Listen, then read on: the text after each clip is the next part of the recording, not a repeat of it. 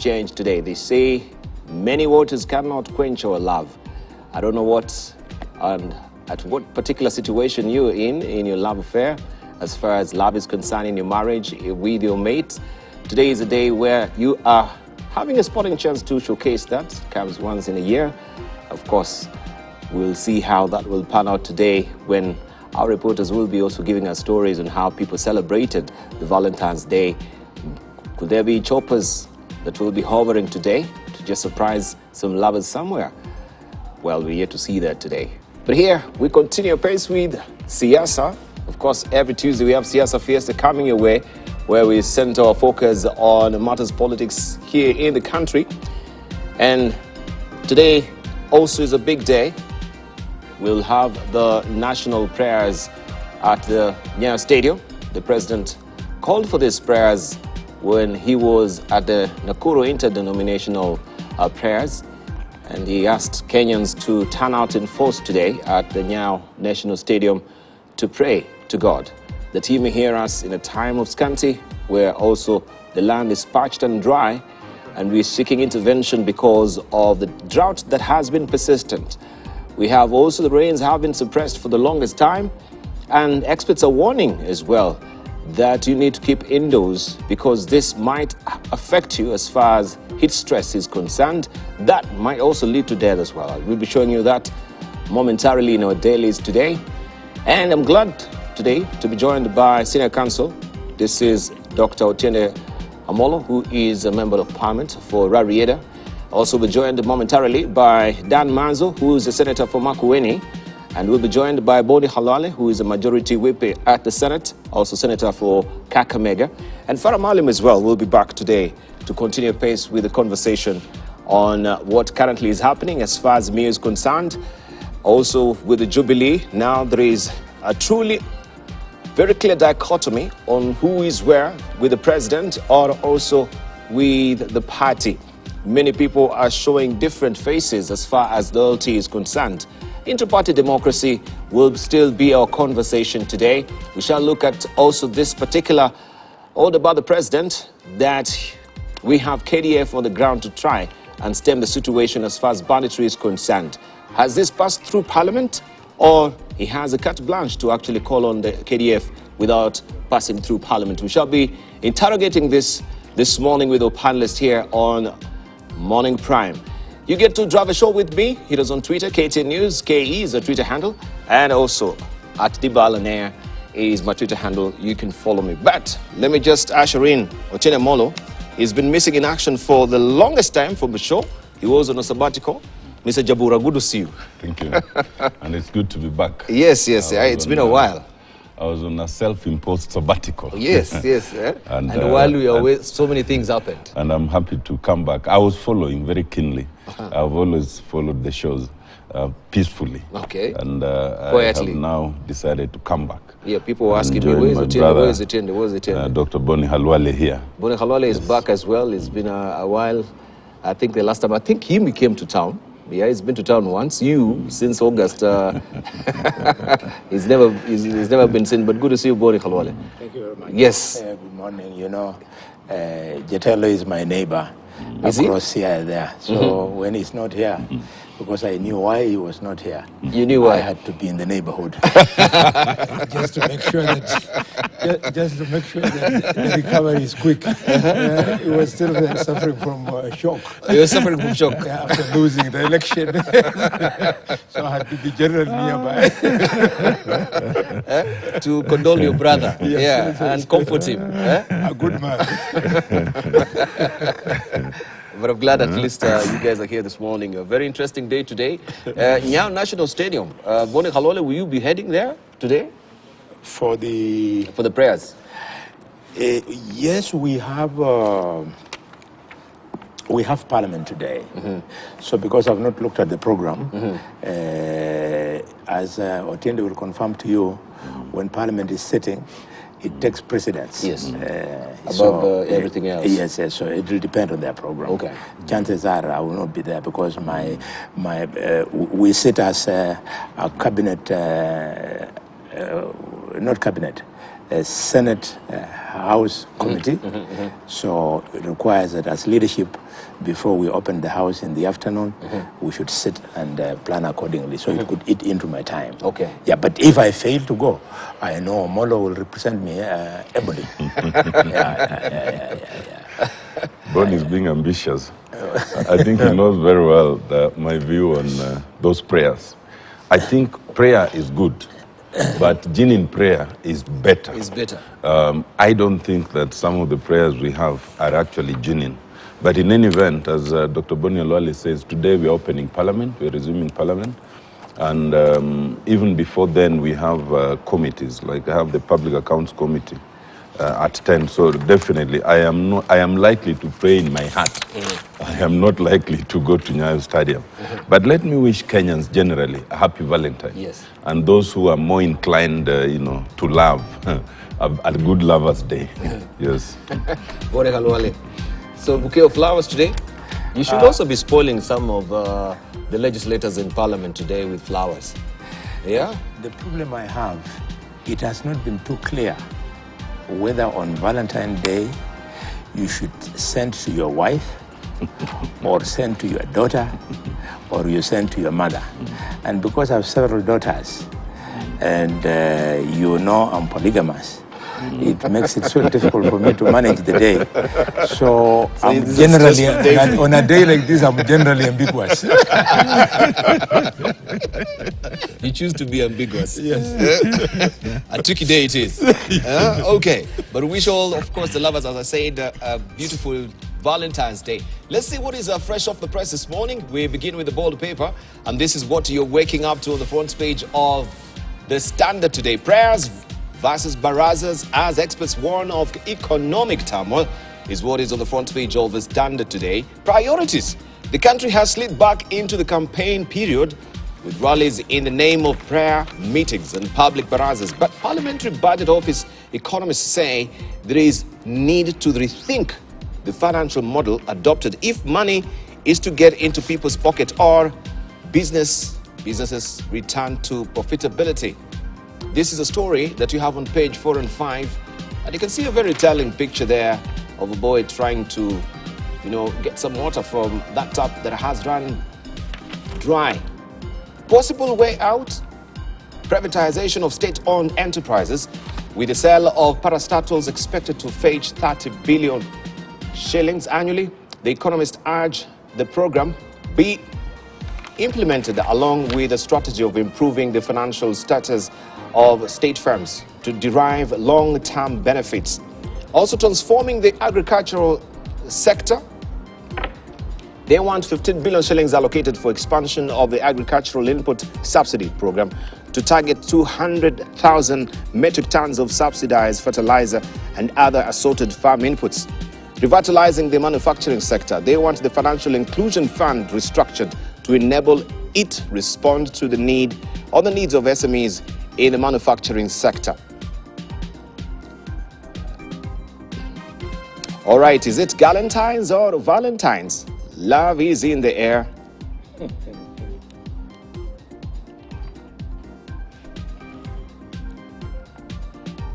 Galentine's or Valentine's? Love is in the air. That is the question they're asking here. As lovers honor each other today, friends too can fit their pals. That is what we have on the front page of the Standard there.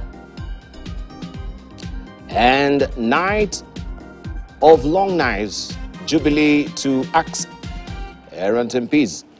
Purge has been called on members causing up to government. Jubilee insists its commitment is to the opposition and any contrary statement must be sanctioned. That story is on page 14 of the Standard today. Ruto deploys army to take on Rift bandits. Ruto deploys army to take on Rift bandits. And this is tucked away on page 8 of the Standard today. US goes slow on sanctions in Syria. Financial Standard comes your way every Tuesday as well. Warriors firms ditch shilling for dollar. That is another niggling worry that people have to contend with. Even rents right now, we have the landlords opting for the dollar. Champions League drama is back. You can follow all the details on page 38 of the Standard this morning. Let's see what is off the press this morning from the Daily Nation. Killing fields, national emergency. Kindiki declares part of 6 counties as disturbed and dangerous areas.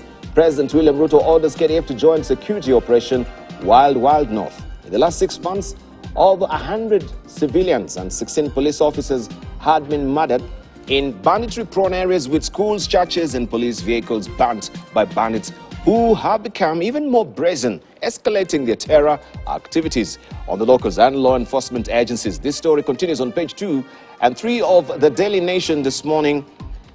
And also this will be subject of our discussion today. The deployment of KDF hasn't gotten any approval from Parliament, right? Did the President also got quick off the mark in deploying KDF without approval of Parliament? What does the Constitution say? I'm glad, of course, we have a Senate Council here. Bode Khalwale, the legislators, will tell us what really informed this particular move. It's a race against time to deliver textbooks to junior secondary school learners. Schools in 20 counties have already been issued with the books, says KICD, with each student getting 12 for each of the core subjects. Also down there, Uhuru caught up in fierce fight for Jubilee Party. Split in the former president's party continued to widen as 10 former MPs yesterday pledged to work with President Ruto. That story continues on page 7 of the Daily Nation today. Anniversary Oko family retreats as hopes of finding his killers fed. That is on page 12 of the Daily Nation this morning. Let's see what the Star is holding for us, and this is what you're waking up to on the front page of the Star. Jitters in Ruto camp as Uhuru Raila team up. Jitters in Ruto camp as Uhuru Raila team up. Panic mode. Former president viewed as a uniting factor that will see Azimio stick together. Pundits say Kenya Kwanza fears Kenyatta financial muscle and international networks. You can follow the story on page 4 and 5 of the Star this morning. 7 former Jubilee MPs gang up against their party leader. They are all spread here on the front page of the Star. Growing rebellion, former Jubilee MPs, Maoka Maore. We have Kabinga Washira. We have Kihara Kimari.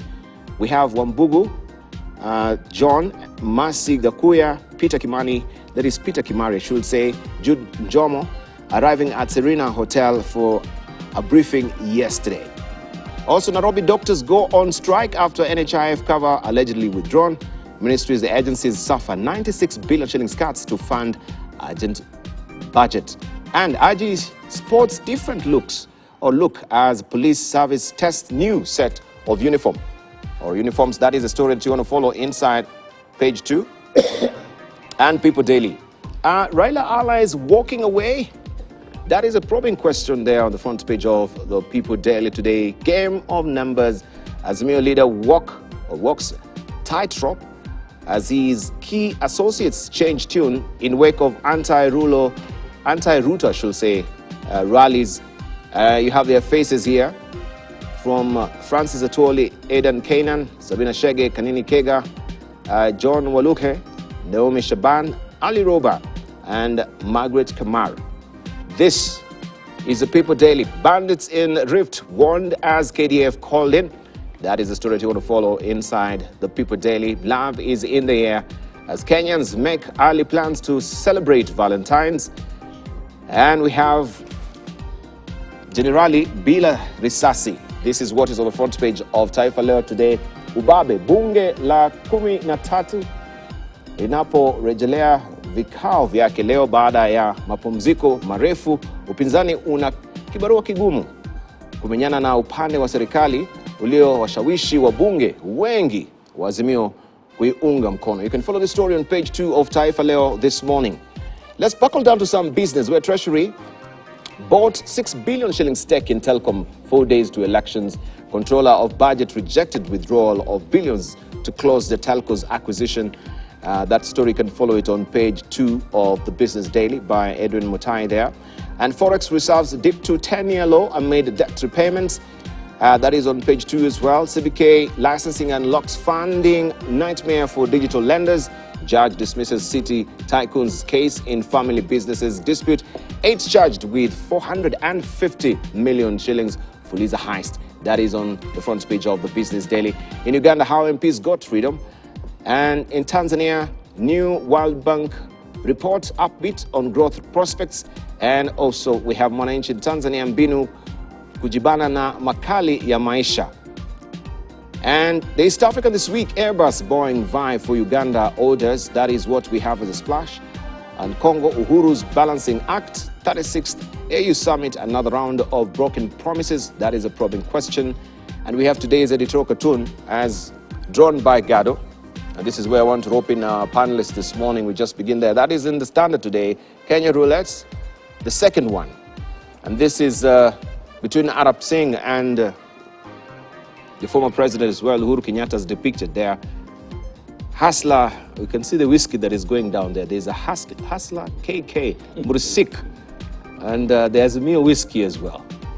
Who has been knocking back what? Let's see. Let's begin with you, Jabura, Senior Counsel. Well, it's an interesting cartoon by Gado, but it doesn't seem to depict the reality because, first of all, I don't think that there's any situation in which William Ruto and Uhuru Kenyatta have faced off directly. I think they've been indirect references here and there, but I don't think it has come to a head in the manner depicted. But secondly, the question would be on what? I think that what they are raised, though, is that William Ruto and his administration have chosen a very dangerous path, a path of vendetta. And that might be why, Gado is putting it as if they are facing off.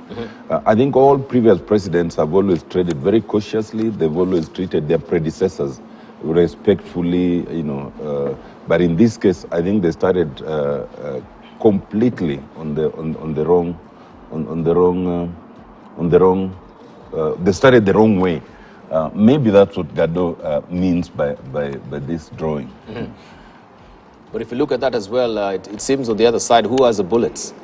It is Arab Singh who has the bullets there? Well, according to the drawing, everyone seems to have bullets. The question is whether they've loaded them or not. I can see some bullets, yes. So it's a choice of whether to load or yes. not. And the thing about the Russian roulette is that, which is now calling the Kenyan roulette, is that you don't load all the bullets. You load some chambers and leave some chambers open so that when you try there to shoot, it's a matter of chance whether it's the right chamber that has the bullet or not. All right. Bore Kalwale, what do you decipher? I always take cartoons very seriously.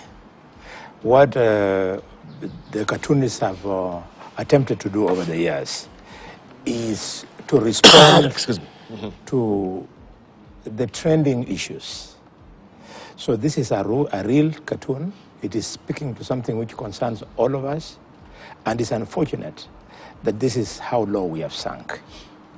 I would have been very comfortable if the cartoon was depicting the president and his principal opponent, Raila Odinga. But it is, instead of Raila, we have the retired president. It calls for His Excellency President Uhuru to really take a rethink. He is visiting a lot of indignity to the office of the retired president, and he should know that that is a respected office, and that office has had 3 presidents, and the people who have been there have conducted themselves very well.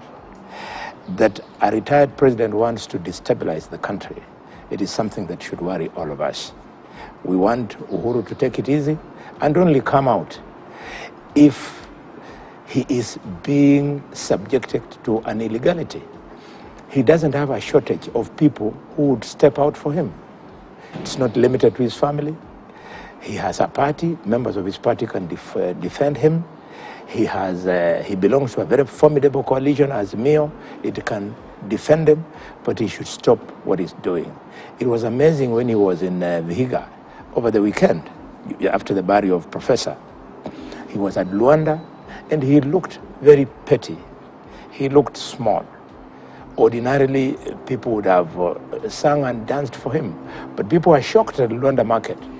They weren't too sure whether he was sober, the things he was talking about. So, to me, I would request President Ruto to take it easy. President Ruto is now in office.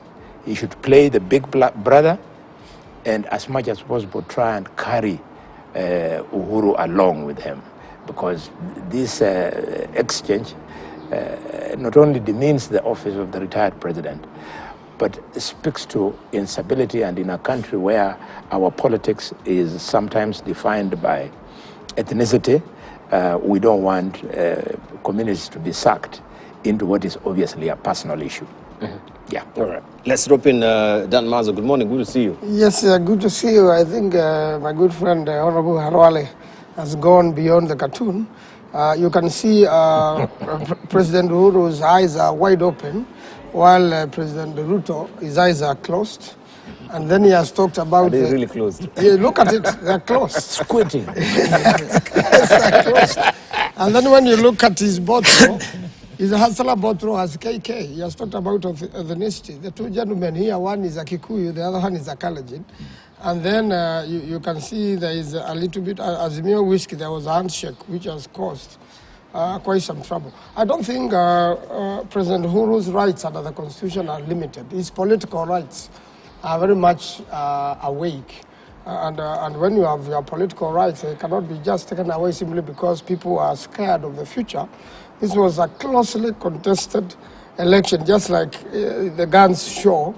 And you know, the strengths are there. And even if members of parliament have moved, who could be the bullets, they may have moved without the people.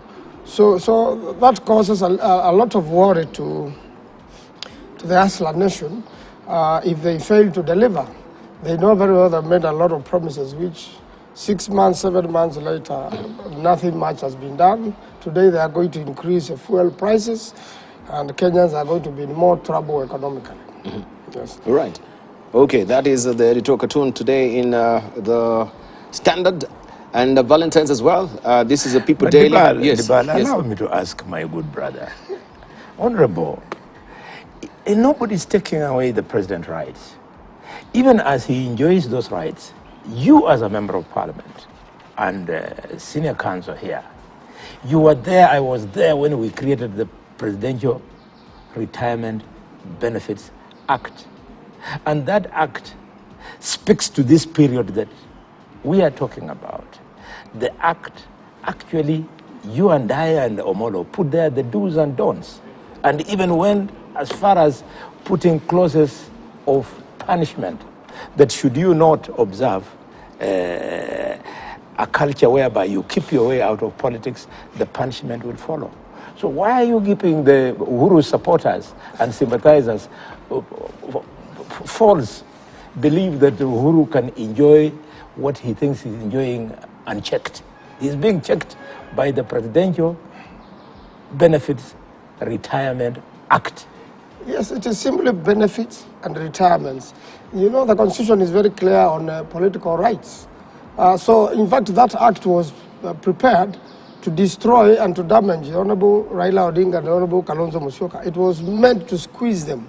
So what the government then was trying to prevent is now what has come back. And that's why we should not make law tailored to destroy an individual.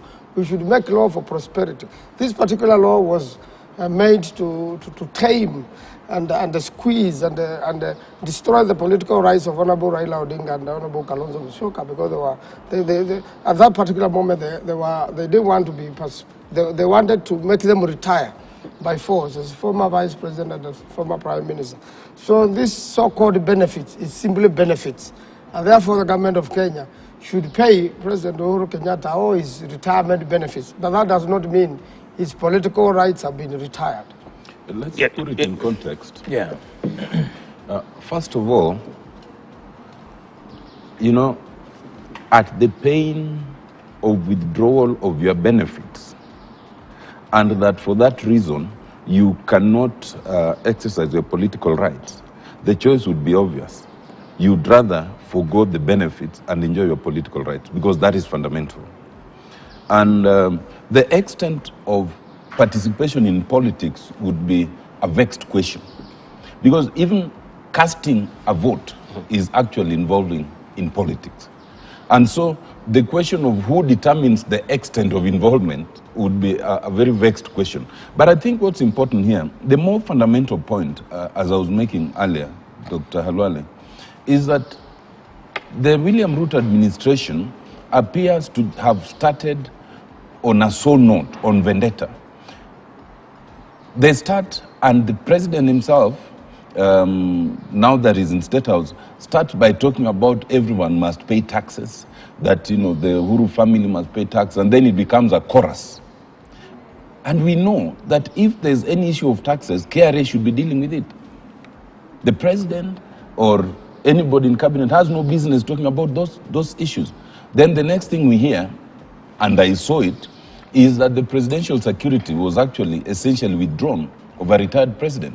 It appears to me that right now, retired President Uhuru Kenyatta is relying only on private persons to guard him, because I was with him in game. We went to Luanda, as you are saying, and also to Kisumu. That is a very bad indication, So I think the sour taste has been caused not by the retired president, but by the current administration, who appear to be hell-bent on some path of vendetta. Moreover, you don't start threatening withdrawal of benefits to a retired president in that manner, because that withdrawal includes withdrawal of security. It includes withdrawal of a lot of other things. It is in the best interest of any state to protect those who have been heads of state. And it should not be a matter of political vendetta, as it appears to be. I think, Libal, this is a very important topic, and I'm glad that you are allowing us to ventilate slightly more. The Honorable Molo is quite right in principle, but in practice, he's far from it. In practice, President Uhuru's security has not been withdrawn. It cannot be withdrawn.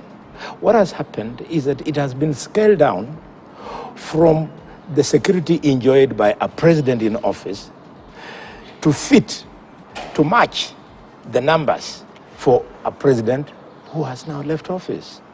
Number two, the issue of tax. Omolo lives in this country. He knows that President Kibaki, who we all admire, his everyday call, and Omolo, you and I and all Kenyans, you are seeing there were placards all over in Nairobi and a few spots like Mombasa, Nakuru, where Kibaki was saying we must pay taxes. And he repeatedly spoke to it, and we started coming out of the woods, so to speak. So I'm convinced the more President Ruto emphasized the issue of the responsibility of paying tax, the better for this country.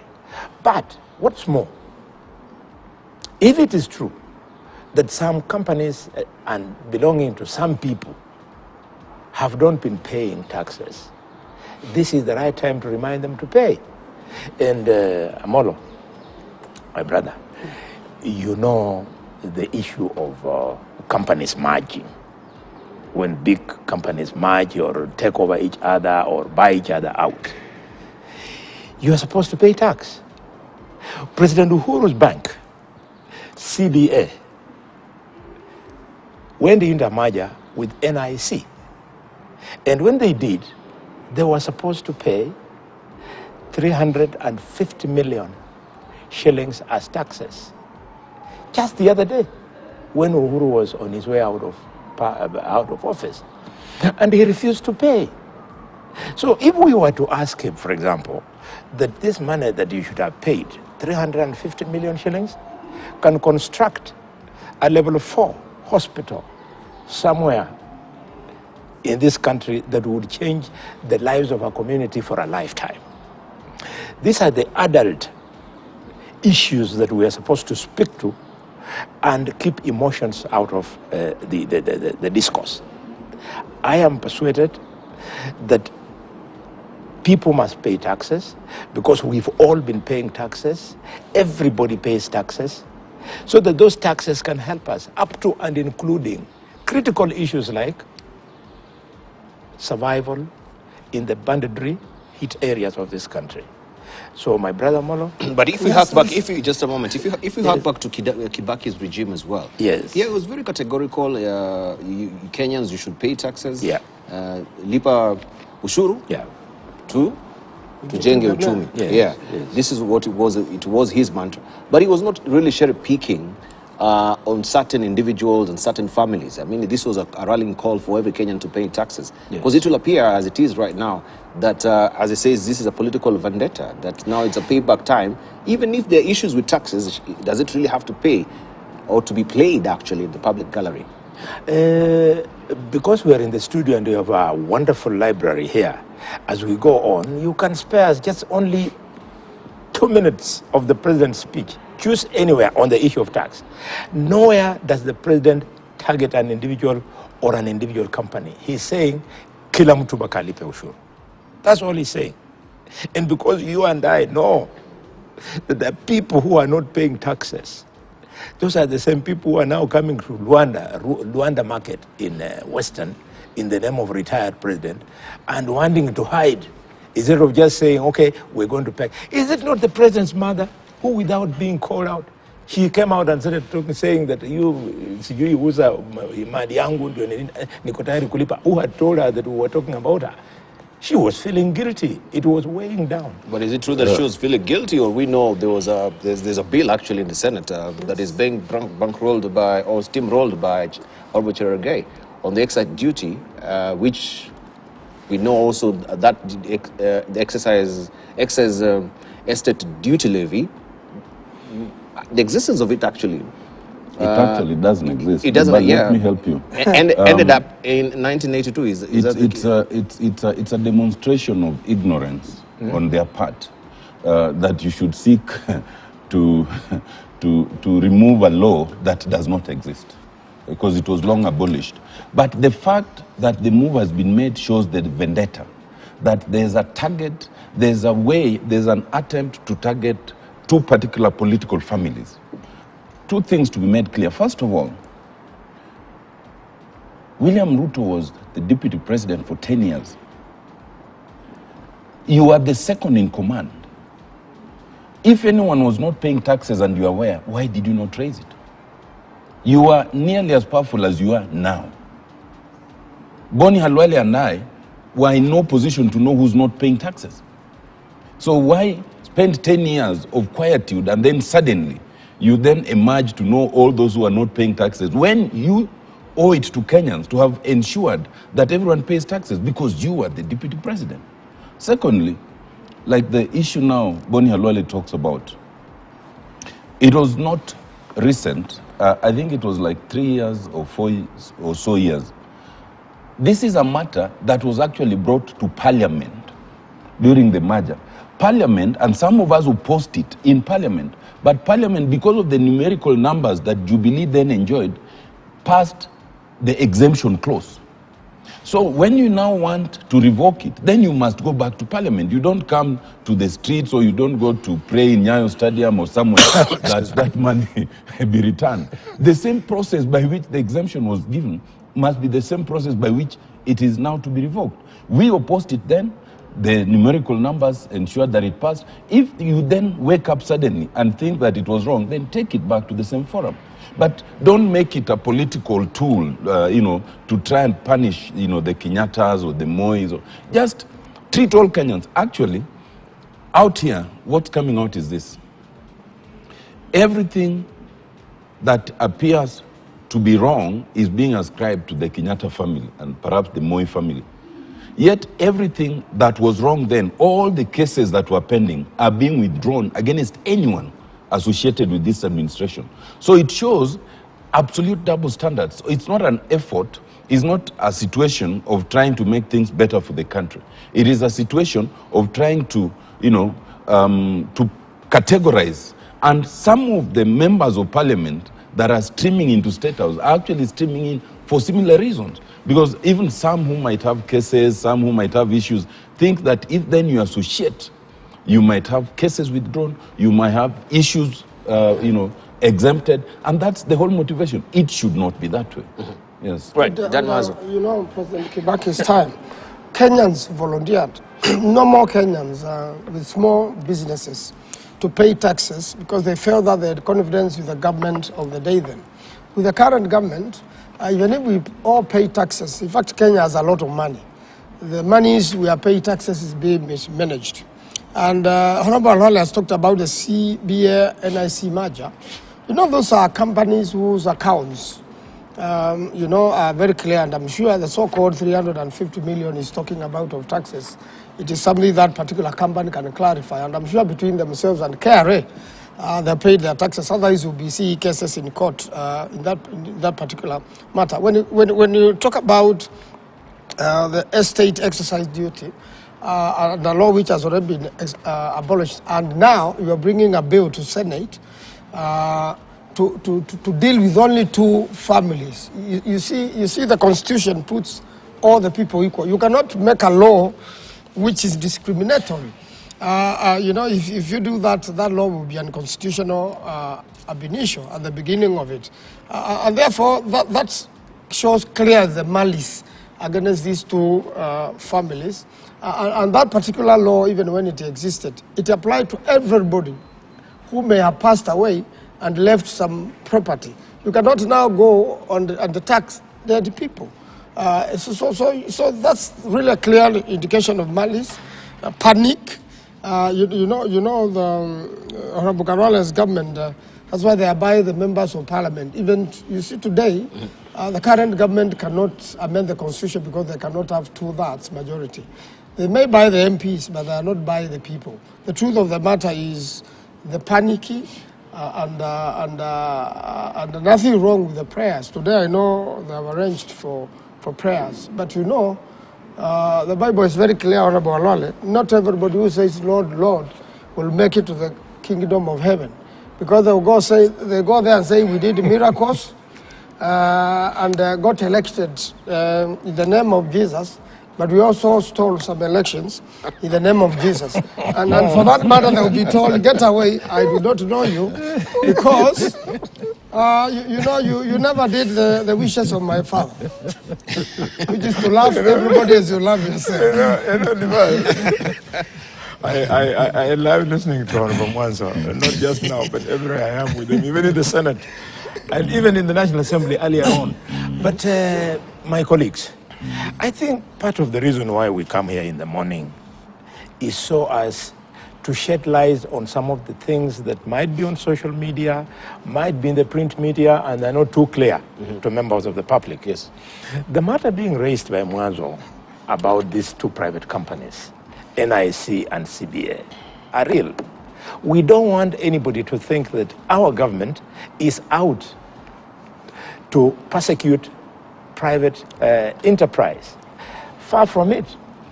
What we are talking about, my brother, you should explain to members of the public, is that when two companies merge, the law expected that after that merger, stamp duty must be paid.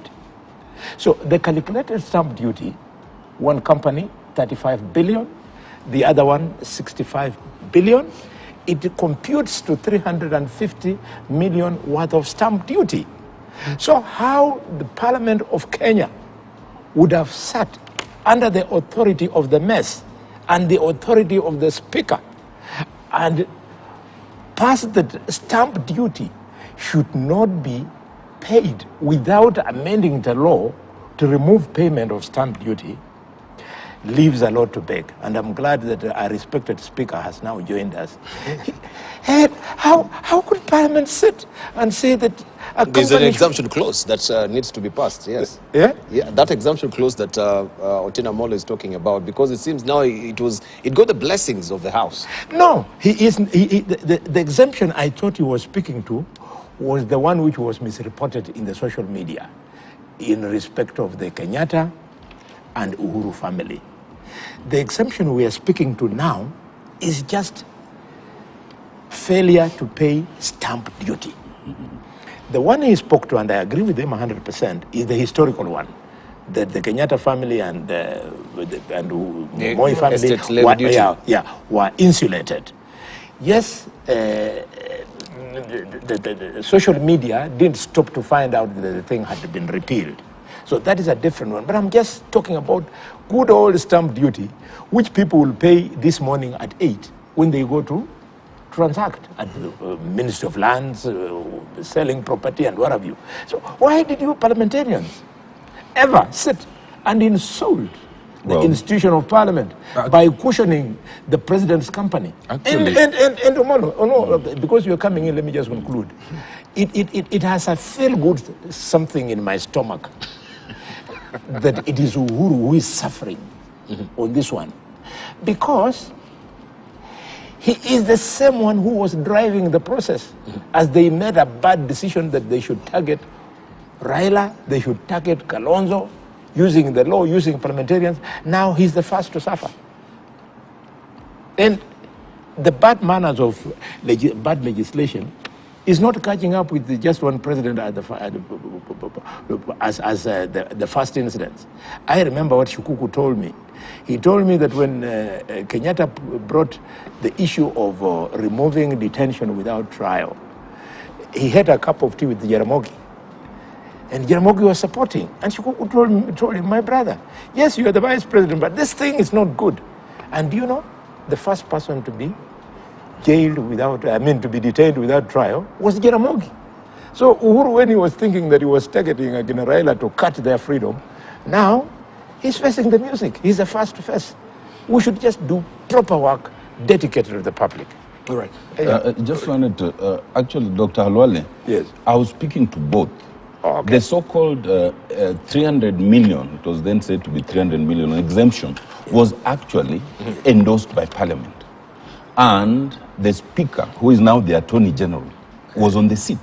So if there's to be any clarification, I think it should be done on your side rather than on our side. But the more fundamental thing, and I told you at that time, some of us opposed it. I opposed it, if you look at the Hansard.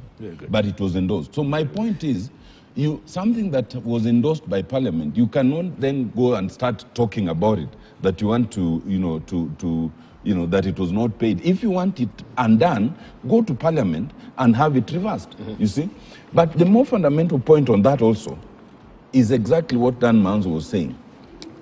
William Ruto is trying to woo all these members of Parliament, not because he needs them as such, not for the show, but to have absolute control in terms of numbers in Parliament, so that when decisions, when issues come, they will float through without any substantial opposition or any substantial discussion, including amendment of the Constitution where it does not require referendum. That is the antithesis of a democratic dispensation. That is exactly the opposite of what our Constitution needs. Anyone who respects constitutionalism should respect that once elections are done, those who are elected and they are on the government side will remain there. Those who are elected and are the minority or the opposition will remain there. Then there's a proper counterbalance. The idea of wooing all those who are in opposition, to come and join you is the direct opposite of what the Constitution expects. Yes. Right. Okay, Dan Mazo. So now we need to just move on with that particular discussion. Finally, if at all that you want this particular taxes to be paid, will it go back to Parliament, as Otieno Amollo is putting it? Will it be a subject of discussion? Because if it was blessed by Parliament, then it should also go just on the same channel for them to pay their taxes. Yes, to lift that particular. An amendment must be caused in Parliament, and for you to change the law, you need numbers in the House. And one of the most unfortunate amendments was the one by Honorable Cheregai, which has already been tabled in Senate, and a constitutional amendment where you are targeting only two families of three former presidents of the country.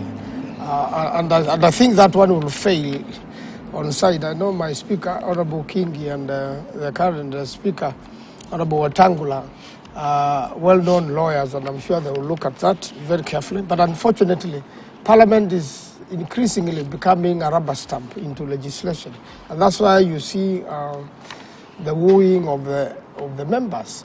Just like in the case in America now, the Parliament in America is the Congress now is slightly by majority by Republican, yet the government is Democratic. This is what exactly happened earlier this year. It's only that Kenyans don't really stick to the law or to the principle or the constitution. Immediately after election, Azimio had more members of National Assembly than Kenya Kwanza. And if it remained exactly like that, then it means President Ruto will be running with the National Assembly where he is a minority. Even in the Senate, it was 50-50.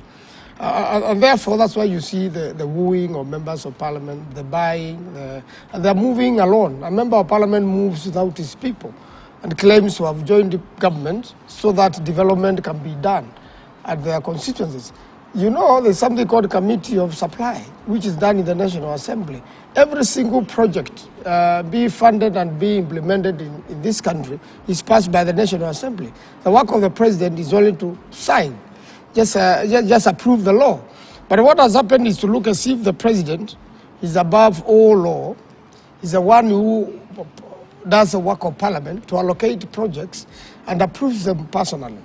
Whatever applies in the Committee of Supply, even if it is not funded immediately, can be funded in the next, cycle of budget. So projects are never really planned for by the president personally. Every member of parliament has a responsibility to put the projects and to lobby for the projects in the relevant ministries so that they can be implemented in their constituencies. So I believe a lot of these members who have run away from their parties, cheating their constituents that they are going to bring development, the president is likely to do nothing in the next 5 years, and they will face music with the people.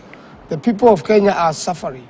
Today, the government is increasing the fuel prices, and the cost of living in Kenya is very high. That has not been addressed. It is good to pray as a nation, but it is not good to pray like the Pharisees. You know, you are squeezing the people of Kenya, and yet you are calling upon the Lord. The Lord is very clear that He will not entertain such prayers. You have to first ask for forgiveness from Kenyans of the sins of stealing from them. The government of President Ruto has not talked about how it's going to fight corruption. Up to now, and Honorable Raila is here. There's no policy. We have not seen improvement of the anti-corruption authority. That's where the problem is. We are raising a lot of taxes, but all the money is being stolen. And it's going to a few individuals who are the only ones who have contracts, and they are very well skilled. And even if you look at the balance of the country, the way the ministries, who is controlling the main ministries, it is just like the cartoon of Gado. It is the KK. All other Kenyans are just there to watch and cheer, but only the KK have all the ministries, which have all the money, and the rest of the Kenyans, their work is just to clap hands and praise the government, which is squeezing Kenyans to their last coin. Mm-hmm. All right, let me rope in Farah Maalim. Good morning, Farah, and thank you for joining us as well. There is a very interesting also editorial cartoon that is in the Daily Nation today by Victor. If you may just maybe have a full screen of that so that we can look at it. It's regarding how these spoons are being passed around from the opposition to the government. And you can see even people who are still having handcuffs as well, as is depicted there by Victor.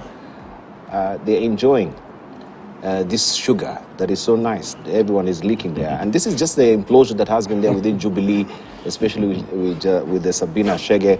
And now we have Jalas, and we had Otinde Omolo also saying defecting ODM MPs betray voters who chose them. One of the comments that he gave in the Star as well. We've discussed largely this. Sabina Shege has a position she's a minority whip?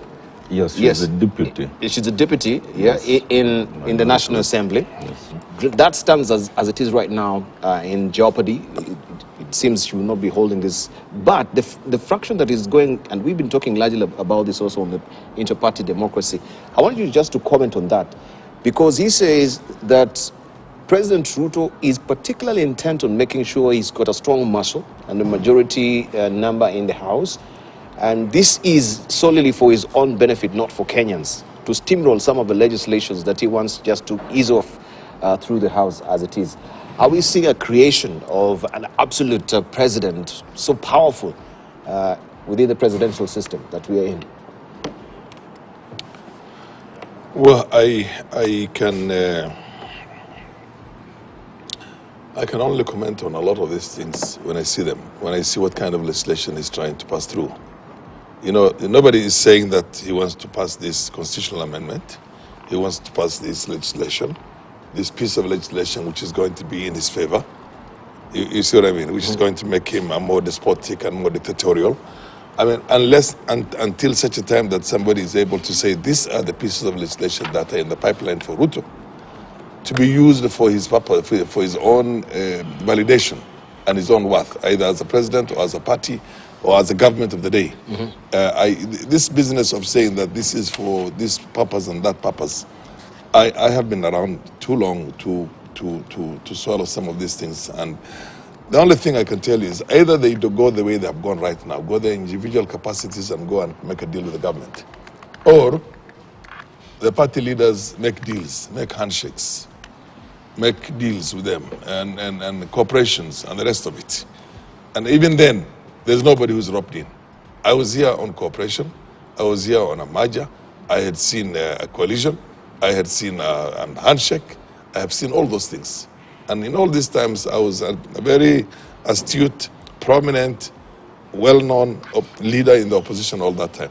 Nobody came to me and asked me, we want to have a handshake on these things. What's your opinion on that? And there's no caucus that was called to talk about that.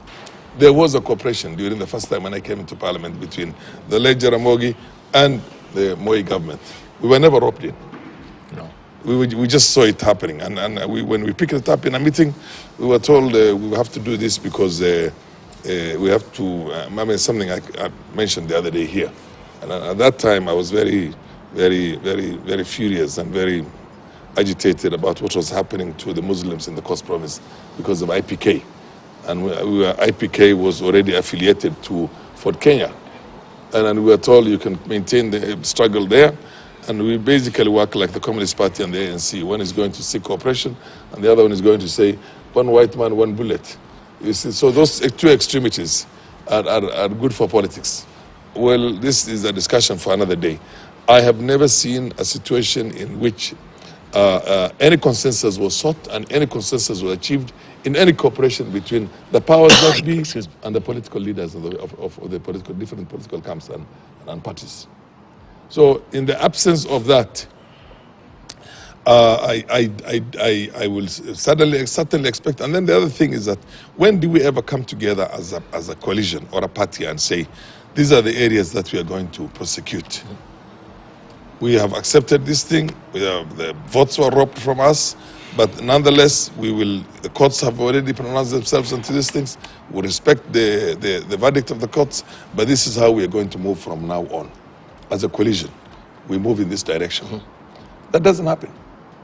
You have to wait until your party boss or your coalition boss decides one day he's going to be close to so-and-so, or he's going to be close to the other person, or he's going to be close.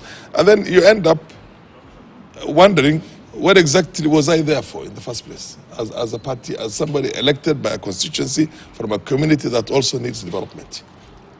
I'm not going to go and have a handshake myself. I've never had a handshake, by the way.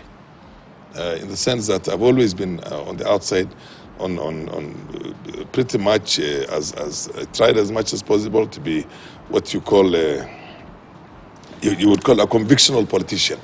I had my convictions about my party, my political ideological persuasion, but I've always been left holding the, the baby. I've been left holding the bad end of it when people moved on into one collision of the other. They take development is taken to a certain region, development is taken there because there's an understanding between this. But we don't have tarmac roads, we don't have anything. Nobody comes to us in my own party and coalition and tells us, look, this is the priority we're going to have as a coalition. This is the national issues we're going to handle. These are the kind of marginalization. We have today a situation in which the government is deploying military against its own citizens. Has that ever been discussed by any political coalition or any what do you call it? Good question you asked, because I think, good question you asked, because I think... or Parliament itself. Yes. You know, these are the kind of things. You see, there are people who feel they are the lesser humans. They are there just to be told which way to go. They are there to promote the personal and the community interests of the political or coalition leaders or party leaders. That I am glad what has happened right now of some members of parliament rushing to State House and making up their own deals with, because other than that, the next thing we're going to expect is to see Raila and Ruto having a handshake somewhere. And then we are told pass in this direction. Or we're going to see Ruto and Uhuru having a handshake. After all, they were friends before, and I still believe that they talk to one another. So we see wale wajinga ambao ni kama mbuzi tu, kazi ni kusaidia wengine waende mbele, wengine waende mbele. They become filthy rich because there's always money changing hands. What are we talking about right now? What is the national debate on? A common man is talking about saving money in the billions for the richest people in this country, for the people who have robbed all the land in this country, all the money in this country, the people we've actually gone into opposition politics to fight for the sake of the common Kenyan. And who's fighting for them now? The same people who profess to be the crusaders of the common man in this country are fighting to save money for the Uhuru family, or for Moi family, or for Kibaki family, and I don't care which family, every family that was there. The very, very rich people who have taken advantage of this country, business community. You see what I mean? Thank you. So basically, what we have right now is, I think, we have a problem. We've lost. All right. As a coalition, I feel myself... We're due for a station break? Yes, yeah. But Farah Maalim will continue with you on the other side of a break. And of course, also, we shall look at this. Otinda Molu had an interesting comment yesterday in the Star regarding the defecting MPs of ODM, saying that they're betraying voters who chose them. You go to say that wooing MPs is not so that he, the president, let me just speak it, is seen to have many supporters. It is because of what he wants to do in Parliament. And he goes on to say that Ruto wants a supermajority so that if the constitution needs to be amended as he intends to, he will not have opposition. I want to tell you that Ruto is interested in amending the constitution not for the benefit of the people of Kenya or for those so-called creating leaders of opposition, because he knows all those things are illegal. You cannot have the leader of opposition in Kenya under the current circumstances of the constitution. He's interested in amending the constitution for reason to benefit him. And he's buying members of parliament in the National Assembly and the Senate so that when he brings the real changes that he wants, they will be passed by parliament, and he will say it is not him, but parliament that has passed the law. You'll tell us briefly where you find that they have been bought. Do you have any scope of evidence that they've been bought, Otinda Molo, on the other side of a break, even as we open that particular space as well?